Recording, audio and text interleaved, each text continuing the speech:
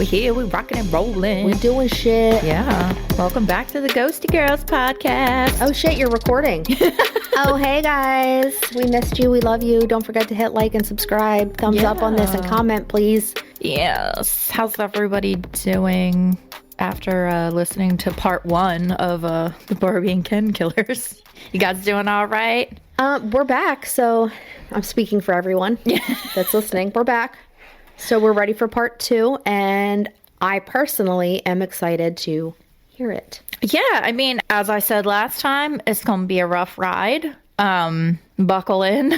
I'll try to... I don't want to shy away from all the details, though, because I feel like I'm one of those people where, like, there's certain podcasts that omit a lot of things that they don't want to talk about. Yeah. I'm not one of those people. Like, I just want to put it all out there. Like, not like I'm trying to do shock value or anything, but, like, if I'm going to tell a story, I'm going to tell a story. Oh, shit. So...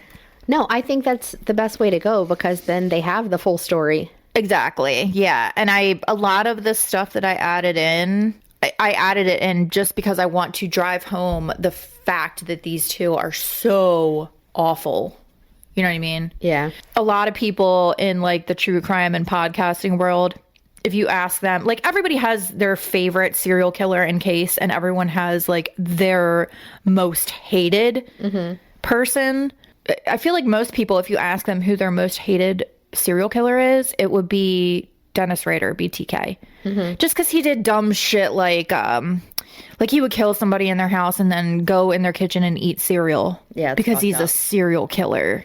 Yeah, just dumb shit. Like, and he was just a dork. So, like, collectively, I feel like the true crime world, everybody's like, Dennis Rader, fucking hate him. And yeah, he sucks. But Paul and Karla take the cake for me. Like, I hate them, if you couldn't tell already. I couldn't. I'm so glad you made that. Yeah, and if you don't hate them by now, which if you don't, you're fucked. But if you don't hate them by now, you're really going to hate them in this one. Because it just gets worse. I think we all already hate them, but we're excited to hear more ammunition to hate them more. Yes, yeah. So first I'm gonna take a sippy. Oh, guys, I have nails on today. Listen. She's tapping on a cup. Done. All right, let's get into it. So last week we left off with the news that Tammy Lynn Homolka was dead. Her time of death was estimated to be around 1 a.m. and she had died in the Homolka's basement. So she was dead before they had even gotten her into the ambulance.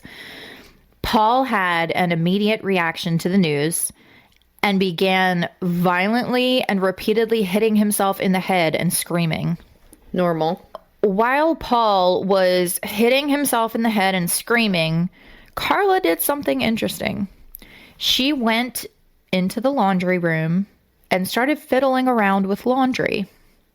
Kind of weird, right? Yeah. If you just found out that your sister had died. Constable Weeks saw what was going on and tried to stop Karla at the washing machine, but unfortunately the water had already been running over the soiled blankets. Shit. Yeah. He did pull the blankets out, but no further questions were ever asked as to why Karla had felt the need to start a load of laundry at this time.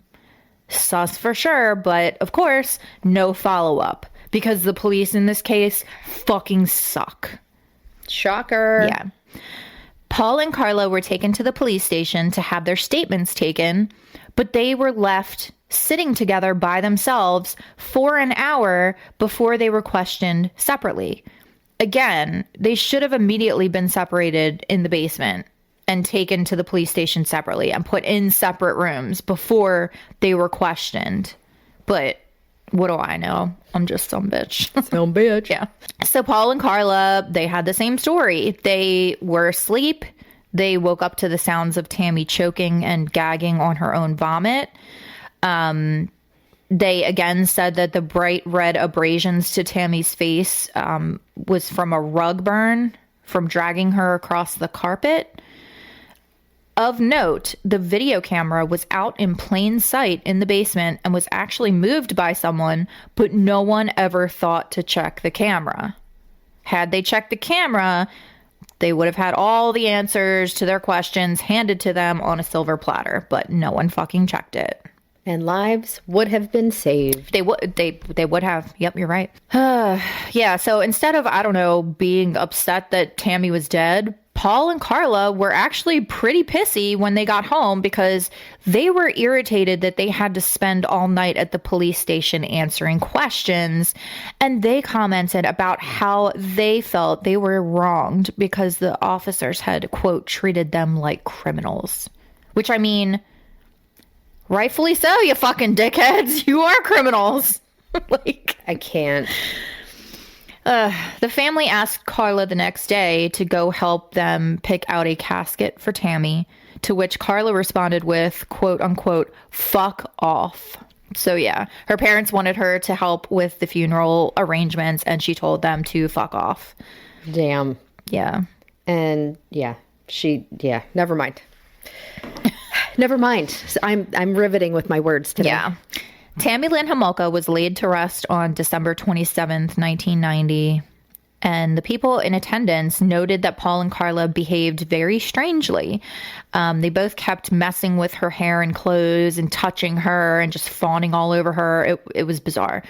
I'm not exactly sure why the family decided to do this, but they actually had an open casket where Tammy Lynn's face with the bright red marks all over it was visible for all to see. They tried to cover it up with makeup, but apparently it looked pretty bad and people were very disturbed by this. Not sure why they did that and had an open casket. That doesn't make any sense to me. No. I don't know. I don't know why the family chose to do that.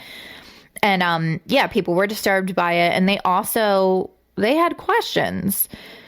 They wanted to know where the marks on her face came from. And I mean, this is valid. Like, what the fuck? So the family explained this away by telling people multiple stories. So I guess, like, depending on who they talked to, they got a different story. They told some people that Tammy had an allergic reaction to the makeup used by the funeral home, which doesn't make any sense. Can you have an allergic reaction if you're already dead? I don't think so. No. They told some people that the burns were caused by the excessive CPR that was performed by both Paul and the paramedics, which, no. And then they told other people that the paramedics had dragged Tammy's body across the floor, which, no. No one really bought these explanations, though. People just felt like something was off, but they couldn't put their finger on what exactly it was. Paul and Karla were just devastated about the death of Tammy Lynn, and they figured that the best thing to do to take their minds off of it was to kidnap and rape another young girl. And on the weekend of January 12th, 1991, while Karla's parents were on a weekend getaway, Paul found a girl, brought her to Karla's bedroom, and raped her while Karla watched. They then took the girl out to a deserted road and they left her there. Instead of this cheering the both of them up, Karla complained that this rape had just not been very much fun for her. Oh, yeah. Darn. So Karla was bored and Paul was an emotional mess. Not because Tammy was dead per se, but because Tammy was no longer around for them to rape. That's what he was upset about. Karla decided that she needed to take action to try to cheer up her man. So Paul sets up a video camera in the basement, in the spot that Tammy died, and he and Karla filmed a sex tape. Yeah. And in this tape, Karla says some really disturbing things. Like verbatim, I loved it when you fucked my little sister and took away her virginity. She said, you know, I had fun doing it. I liked it. Ew. Yeah. We like little girls. Oh yeah. She said all kinds of, she said something even worse, but I don't even know if I want to like say it on the podcast because it's really disgusting. And the jury all had to watch this. Yeah. Oh yeah. 3 times. Fuck. Yeah. So then Karla tells Paul that their future victims should all be around the age of 13 to ensure that they are virgins, and that she wants him to, quote, break their hymens with Snuffles, because remember, Snuffles is what she calls his penis. I cannot stress enough the fact that Karla is a willing participant in this. She is not being coached. She's clearly enjoying it. And she's saying all of this unprompted. It's on a recording. Yes. It's on a video. Yes. Yep. Karla then takes a rose and rubs it all over Paul and his private parts, and then says she's going to take the rose and place it on her sister's grave when they visit her the next day. Yeah. She says a lot more stuff in this video as transcribed in the book Invisible Darkness, but I can't stomach saying any more of that shit out loud, especially considering the fact that it gets even worse than what I just said. Like, she makes references to like how she liked, you know, giving her sister oral sex and just all, it's really disgusting. Ugh. In other home movies, Karla dresses up in Tammy's clothes and cosplays as her in Tammy's bedroom. And again, there's a complete transcript of these tapes in graphic detail in that book. So if you want to read it all, you know, I'm going to put this in our show notes. So yeah, if you want to read it, fine, but only do it if you want to ruin your entire fucking life. Yeah, good luck. Yeah. This is why I don't read. Right? This is why I don't read. So while Paul and Karla were grieving in their own way, the Homolka family was understandably completely devastated at the loss of their beloved Tammy. For whatever reason, Karla's parents, Dorothy and Carol, decided that they needed a break from Paul, who had basically moved in with them at that point.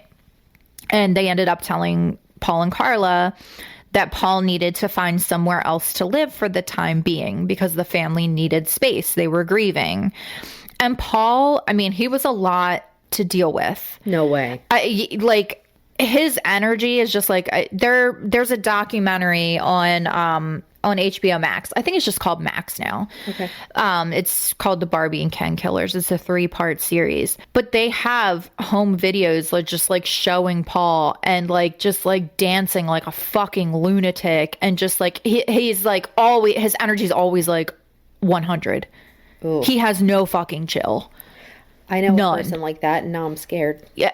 No fucking chill. Like, just go. Like, always putting on a show. Oh. Like, always had to be funny. Always had to be center of attention. Like, he was just a straight up narcissist. And that is a lot to deal with, especially when you're trying to grieve the loss of your daughter. Like, get the fuck out of my house and stop dancing around like MC Hammer, because that's what he would do. It's okay to be sad. It's okay, you know, like, that's not fair to that family. It's okay to just sit there and keep your mouth fucking shut for 5 fucking minutes. Yeah, like, that too. Ugh. And he always had a camera in everybody's face. That was another thing. He was like obsessed with his camera. He had to record everything. So people were like getting to the point where they were like, we're kind of over Paul. Yeah. We're over it. I'm over him too. Does that count? Yeah, I've been over it. But Karla and Paul, instead of like understanding where her parents were coming from, they were fucking pissed. And they both saw this as a personal attack against both of them and their relationship. They were so pissed off at Dorothy and Carol that Paul refused to attend the memorial service that Tammy Lynn's school had for her. And Karla, although she did show up, refused to sit with or speak to her parents or her sister Lori. That's how mad they were. Like, they're just like a couple of petulant fucking children. Yeah, they're buttholes. I hate them. They're just so fucking insufferable. Ugh. So after the memorial service, Paul and Karla were like, fuck them. We're moving out together and we're getting a house of our own. Good. Yeah. Bye. And they settled on a cute little rental home in Port Dalhousie. And on January 30, 1991, Paul and Karla moved into 57 Bayview. In a letter to her friend, Debbie Purdy, Karla describes the home and the move. So who's ready for another dramatic reading from Karla Homolka? Ooh, I am. Here we go. Then these are direct quotes from her in a letter that she wrote. Okay. This was like a month after her sister died. Okay. You're going to do the voice, right? Oh, yeah. Fuck yeah, I am. Sweet. Hold on. Sip, Yeah, I was just sip Starbies first. OMG. So she starts off the letter by talking about her wedding. And she says, "The only thing we really need or want are 1, a dustbuster, 2, china, 3, crystal, 4, money. We really don't need anything. Plus, you know how picky we are. As for wedding gifts, please try to let people know that we want money. If they say things like, we don't believe in giving money, tell them to go take a flying fuck. My parents are being assholes. They pulled half of the money out of our wedding, saying that they can't afford it. Bullshit. Fuck my parents. They're being so stupid. They only think of themselves. My father doesn't even want us to have a wedding anymore. He thinks that we should just go to City Hall. Well, screw that. We are having a good time. If he wants to sit at home and be miserable, he's welcome to. He hasn't worked except for 1 day since Tammy died. He's wallowing in his own misery and fucking me. First, they took away half of the wedding money. Then they kicked us out. They knew how much we needed to be together, but they didn't care. What assholes. Now they wonder why I don't come to visit them. Love, Karla. XOXO, Gossip Girl." Did she write Gossip Girl? No. I was like, please tell me she did that. So she's just, again, fucking insufferable. So while Karla was fuming over her parents being dumb, stupid fucking doo-doo heads because they were mourning the death of their daughter and not falling all over themselves with helping Karla plan her stupid fucking wedding to some toolbox. And they probably had to take half of the money because they had to pay for a funeral. Funerals are fucking expensive. They're so expensive. Yeah. And I'm sorry. You literally killed her. So maybe you should fucking chill for a little bit. Right. Okay? Damn. They're just so awful. Yeah, so Paul continued being a tool. He was still making money with his career as a cigarette smuggler. It's like, I can't take these people fucking seriously. He was still preying on teenage girls with all of his friends. And he decided that he wanted to become a rap artist. Because if you remember in our last episode, Paul was a huge Vanilla Ice fan.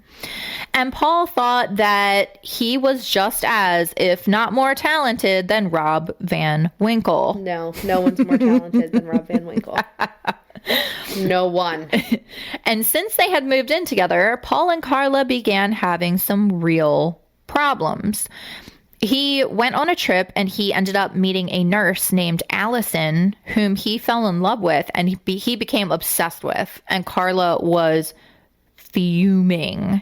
And I guess like Paul being the narcissist that he is, he kept like rubbing things in Karla's face. Like he was like, yeah. She's a nurse. She makes a lot of money. Like, because Karla was a veterinary assistant, I guess didn't make as much money as her. And yeah. like, saying, oh, she loves anal sex and you don't. Bleh. Ew. Blah. Blah, blah, blah, blah. Yeah. So this really upset Karla. And in response to Paul's side relationship, Karla went to her doctor and got a prescription for more Halcyon. Karla also, and this is so random, started having this weird obsession with their house being haunted.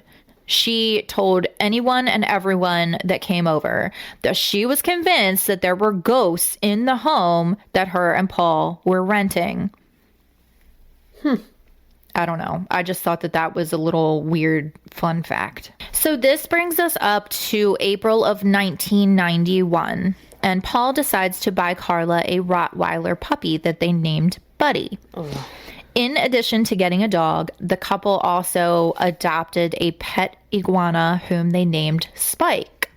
And apparently Spike was an abused iguana because remember, Karla worked at an animal hospital and I guess someone had brought in this abused iguana and she took it in and brought it home and, whatever.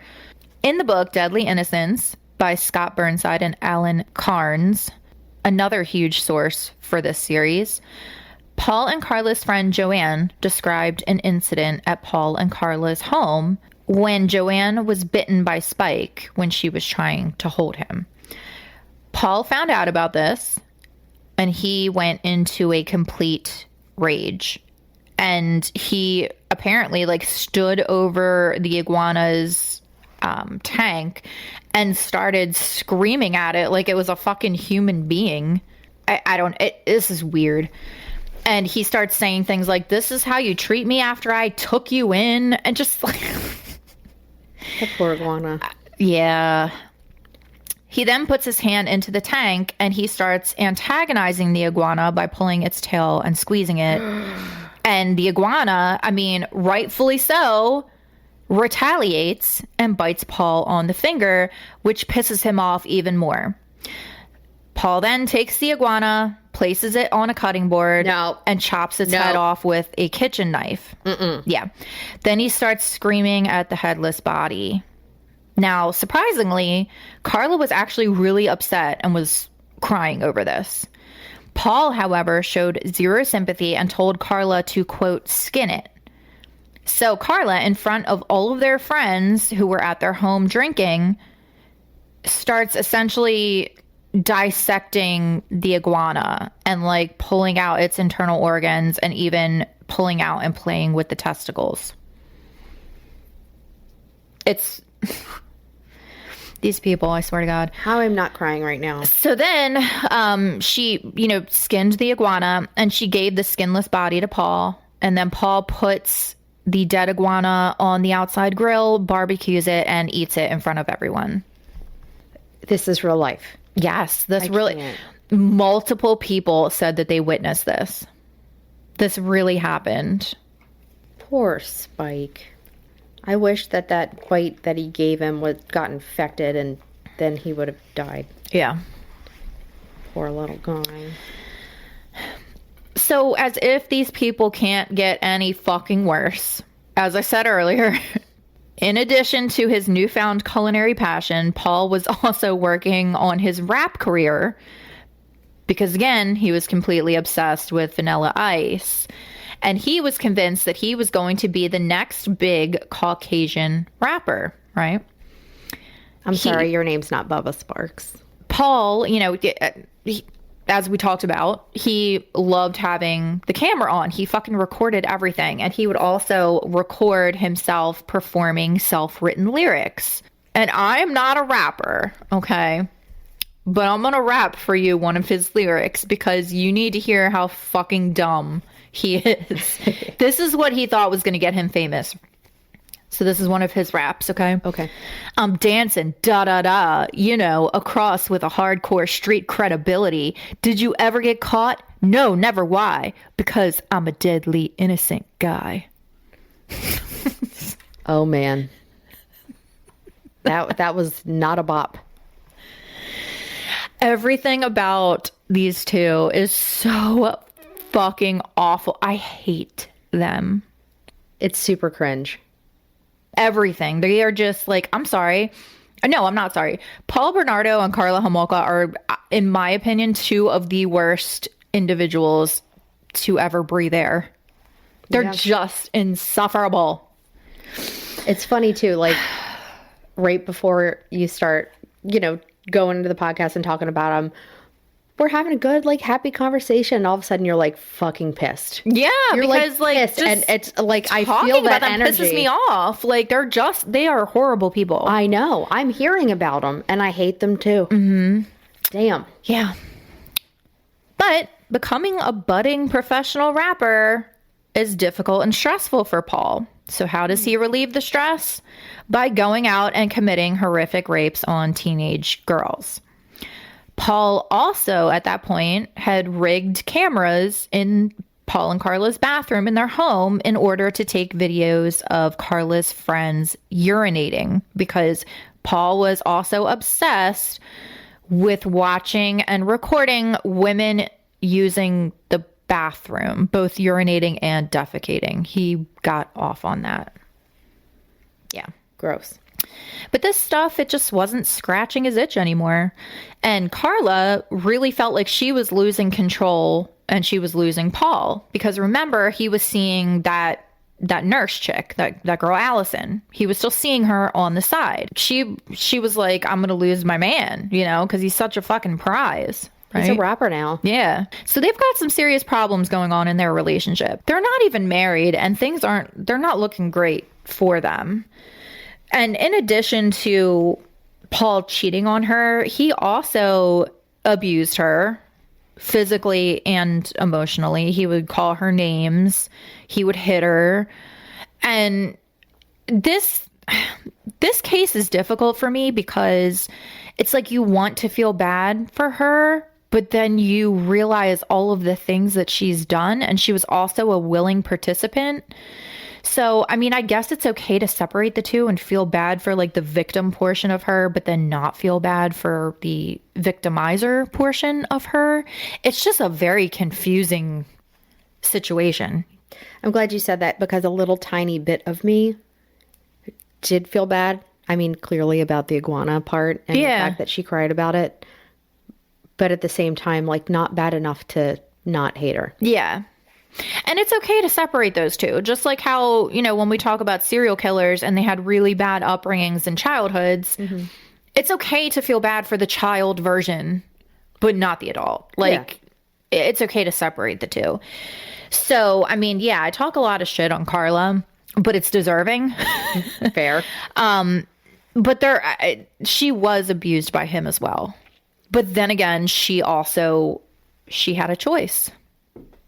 She had a choice. The things that she said in the video alone, and I'm sure there's more videos, I don't know. Oh, yeah, there's more. Great. And we'll get into it, yeah. So, yeah, Karla had a choice, and her choice was that she needed to do something to get Paul's attention again. It was at this point that Karla decides to present Paul with a wedding gift, a 15-year-old girl that she had met while working at Number 1 Pet Center that bore a striking resemblance to Tammy Lynn Homolka. And this girl, we're going to call her Jane Doe, Number 1. Okay.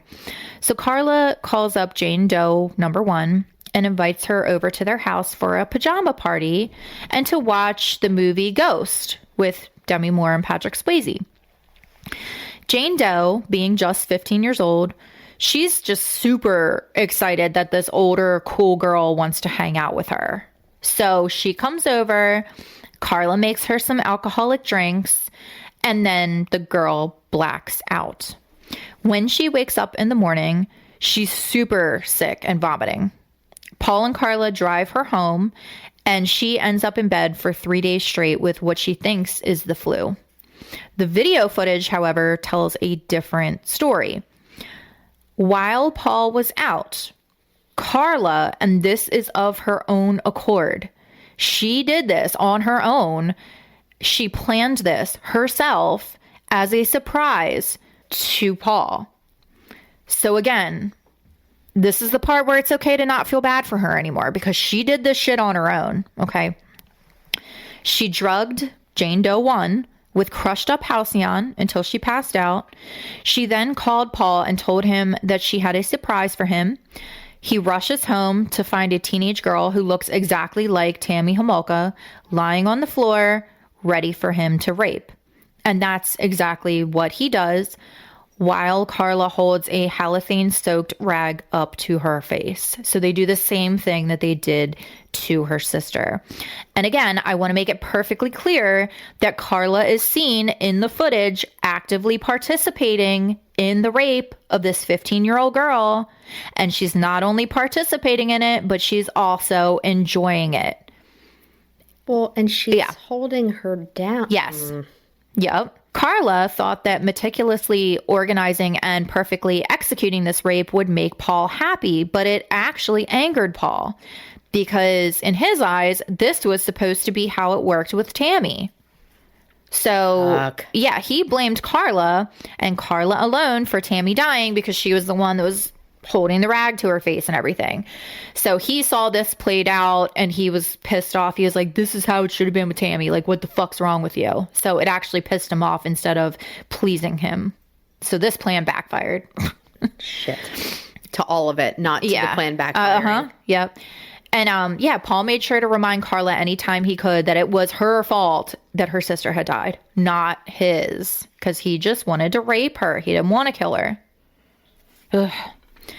Even though there was a lot of shit going down in their relationship, Paul and Karla still went forward with their wedding in late June. But just a couple of weeks before their wedding, Paul decides that he wants to surprise his bride. And on the evening of June 14th, 1991, while Paul is patrolling a neighborhood to find license plates to steal, because he wants to cover his tracks in his cigarette smuggling business. So he would like go around to random neighborhoods in the middle of the night and steal people's license plates. While he's doing this, he runs smack into 14-year-old Leslie Mahaffy, who had missed her curfew and was locked out of her house. And this is really sad how this happened. So Leslie was a quote-unquote troubled teenager. She was very defiant. She had some issues with the law. She was like running around with the wrong group of friends. And apparently her parents, they had enough. They were over it. And they decided that since she had yet again missed curfew, that they were going to teach her a lesson by locking her out of the house so she had nowhere to sleep. Unfortunately, the night that they decided to do this was the very night that Paul Bernardo was creeping around her neighborhood and saw her. And I cannot even imagine what her parents went through knowing that they were just trying to teach her a lesson to not miss curfew. But instead, because she couldn't get back into the house, she was abducted by Paul Bernardo. Wow. Yep. That's some guilt right there. Yeah. Paul, Paul looks like a normal guy. And I'm even going to say, as much as I hate to say this, Paul is he's a good looking guy. Mm-hmm.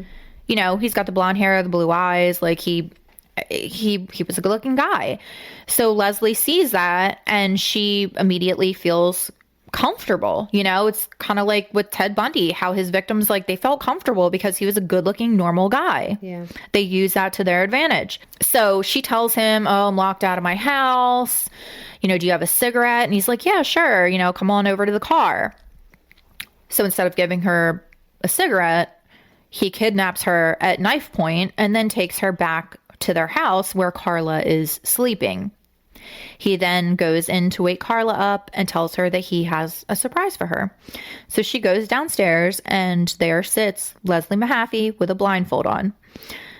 Karla decided to let Paul have the first round by himself, so she left the room and went back to bed while Paul turned the video camera on and humiliated and sexually assaulted Leslie for hours. So mind you, Karla sees that there is a kidnapped teenager in their home, and she's just like, oh, okay, have fun, and goes back to bed. That poor girl is probably so scared. I can't. Oh, yeah, absolutely. Karla wakes up in the morning. She sees that Paul used their good champagne glasses last night, and that really pissed her off. Not the crystal. Right.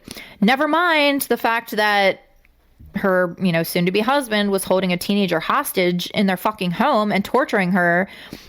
God forbid you use Karla's fine champagne glasses to get the girl drunk. I can't. So Karla spends the day taking the dog out for a walk, eating lunch, and just leisurely reading and having a me day. So she's obviously very fucking unbothered by this. She just doesn't give any kind of a fuck. No. Meanwhile, there's a girl in her home screaming because he's brutally raping her and recording it. God. Mm-hmm. And she's just like, oh, I'm gonna take the dog for a walk and read today. I'm gonna have a me day. Self-care. Yeah, oh God. I can't. So, you know, in addition to just Paul doing all kinds of like fucked up shit to Leslie, like filming her using the bathroom because that's his thing. Gross. He films her showering. He films her, I guess he makes her sing and rap along to songs on the radio. It's weird. So then Paul, when he's had enough fun by himself, he invites Karla to come in and join. And they force Leslie to perform sex acts on the both of them. And then they take turns raping her. They actually like tag team it. Like when one gets tired, the other jumps in. Again, Karla is also the aggressor in this. Yeah, it sounds like it. No one's holding a gun to her head, making her rape this girl. Nope. You have choices. She made hers multiple times. I was going to say it more than once. It's not even one time. It's multiple times. They also recorded Paul anally raping her as punishment for her not being able to defecate for him on camera. What? I don't know what his obsession with this is. It's gross. Yeah, that's as much detail as I'm going to get into with this one because I feel like you get the picture. Any horrific thing that you can imagine happening during like a kidnapping / rape, all of that happened. All of it. Ugh. And I feel, again, it's important to note that Karla was, she was the one doing most of the recording. And people who viewed the videotapes they all made a point to say that the camera was completely still and never shook once, even when Leslie was screaming and crying in pain. So it's not like you had a nervous person. Like, yeah, she held that camera steady. She knew what she was doing. She did. Mm-hmm. They filmed every moment of the brutal torture and rape of the young teenager except for one. And that was the murder. And this would be a point of contention in the case for years to come, even to this day. Because although we can clearly see that both Paul and Karla were willing aggressors and rapists, we will never know who actually ended the lives of the victims that they ultimately murdered. On June 29, 1991, just 2 weeks after the abduction of Leslie Mahaffy, Paul, Bernardo, and Karla Homolka tie the knot at a lavishly 80s wedding, complete with a huge, ugly-ass fucking bridal gown with the puffy sleeves and a horse-drawn carriage. It's gross. Stop. They're disgusting. I'm holding up pictures for Alicia to see. They're just like the biggest fucking douches ever. Look up pictures of their wedding. You'll be like, bleh. I'm doing it. They're disgusting. This was 2 weeks after they did that to that girl. Did she survive? No, they killed her. They killed her. That part wasn't on camera, so we don't know exactly who killed her, but I'll get into that in the last episode. Okay. No, that's okay. I don't want to get too much into that now because it's a huge part of the trial. Like, okay. Because they flip on each other. Because, they're assholes. Oh, God. It's bad. It's real bad. And it was a really expensive wedding. Like, they had, it was super bougie because Paul is real bougie. Ugh. They're just, bleh. Hate them. His face. But he looks normal. He looks normal to me. Like, you look at him knowing what he's done. Yeah, it's true. But if you just look at this, he looks normal. Yeah, if you look at a picture he does look normal. He looks like someone who would be an attorney at one of the firms that I work at. You know what I mean? Like, he just it's weird. And he knew that he looked normal and he used that to his advantage.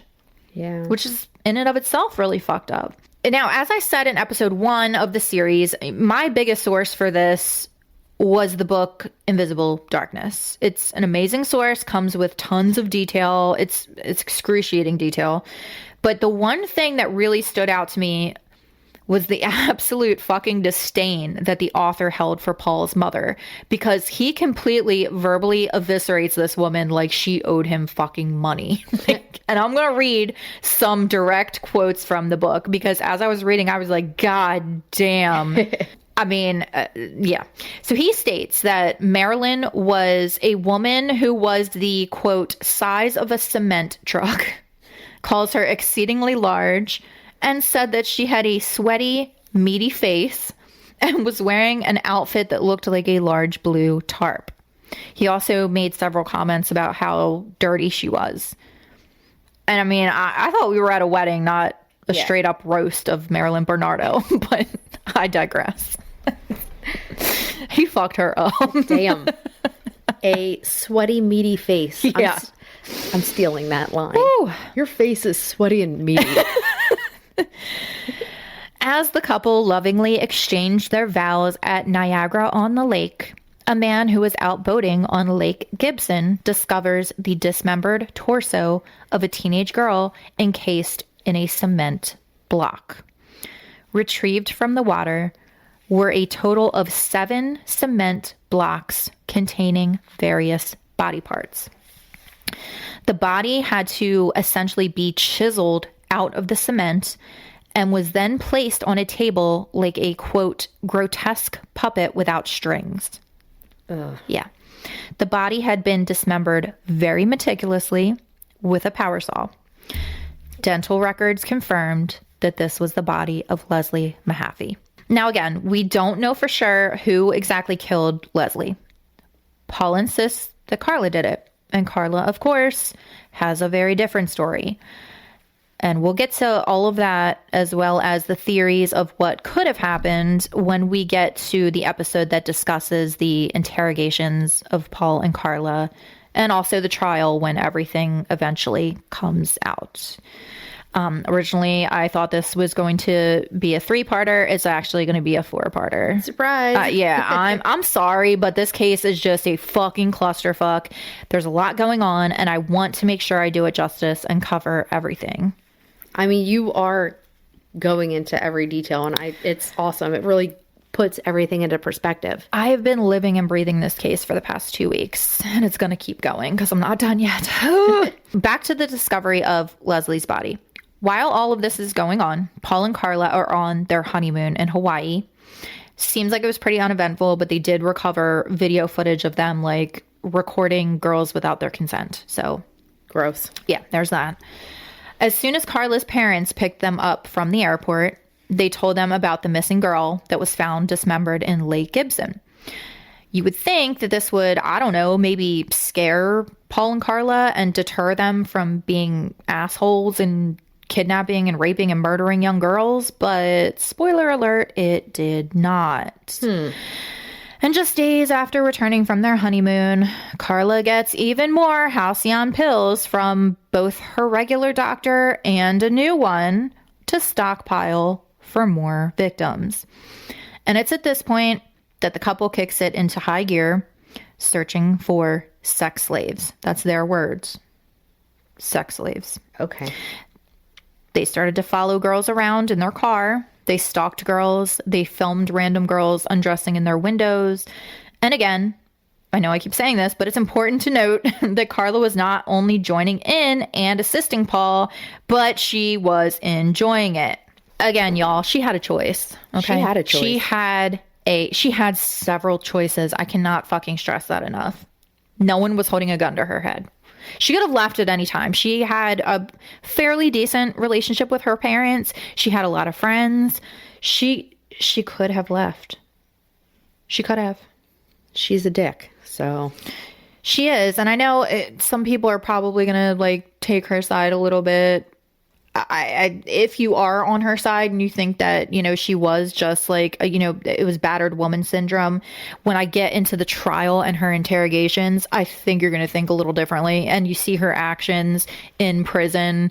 I think you'll get the full picture when we're done. But I digress. So essentially, wait to make an opinion. Yes. Wait to make an opinion. So yeah, they're following girls around in their car. And one girl got so creeped out from Paul and Karla stalking her that she actually called the police to report the car, which was then traced back to Paul Bernardo. Now, this is where shit gets really weird. On July 22nd, 1991, Paul and Karla called the police to report that their home had been burglarized. Of the items taken were a VCR, a camera, a computer, all of Paul's recording equipment, because remember, Paul was trying to launch his rap career, right? Mm-hmm. And they also reported that several pieces of jewelry were taken. All in all, this totaled over $30,000. Oddly enough, Paul had taken out an insurance policy on these very items not even 2 months prior. No way. So I think we can kind of put 2 and 2 together with what happened here. So, of course, the police, they come out, to get their statements, and they did think that this burglary was a little sus, especially considering the fact that an insurance policy was very recently taken out. Mm-hmm. But they didn't question anything. I hate these police. They're really bad. August 10th, 1991. Yet another call comes in from the Bernardo Homolka home. This time, the caller was stating that their friend had stopped breathing. Remember Jane Doe? Well, Paul and Karla had invited her to their house, and as they so often did, they drugged her in order to sexually assault her. And then, just like Tammy Lynn, Jane Doe stopped breathing. After Karla got off the phone with 911, she quote-unquote slapped Jane a couple of times, and she miraculously began breathing again.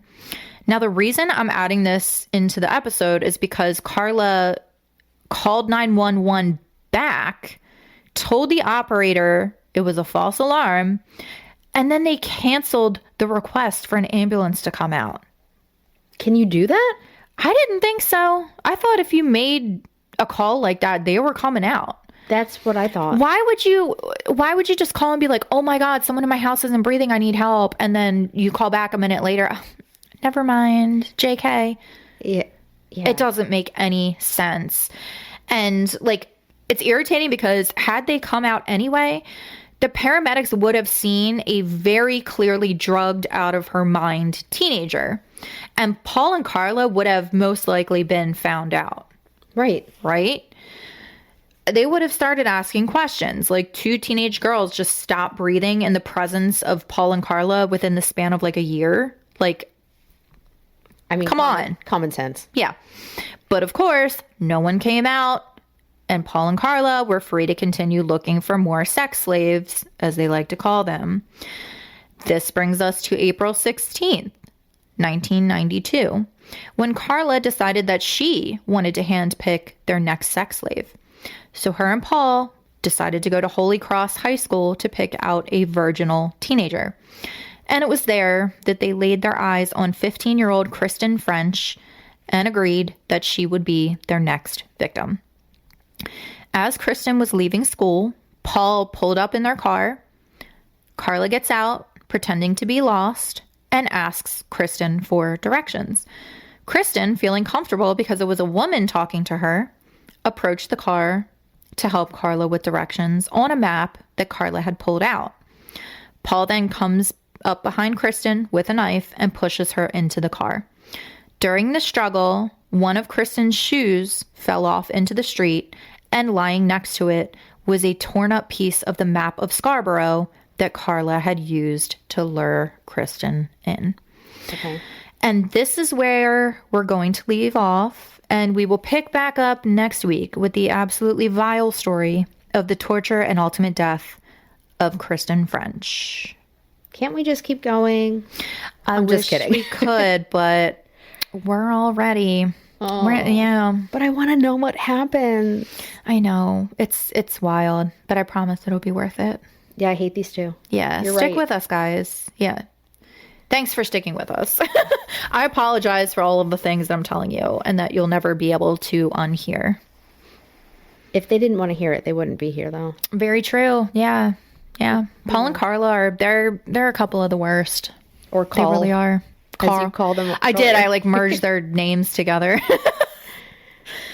Yeah. It's a wild ride, and it only gets worse. I know I keep saying that, but yeah. I don't even have any funny or witty things to say. I just want to punch them both right in their faces. It's hard to come up with fun or witty things. And the end of this series, it doesn't have a good resolution. I'm just going to tell you that right now. If you're not familiar with this case, you're not going to be satisfied with the outcome. Yeah. You're not. It's not the obvious outcome. Okay. It's not a good one. All right. I'm mentally preparing for next week. Yeah. Yeah, so we'll see you guys next week for part 3 of the Barbie and Ken Killers. Yay. See you next Tuesday. But don't be one. Love you. Don't forget to like and subscribe. Comment. Please. We love you. Bye. Bye.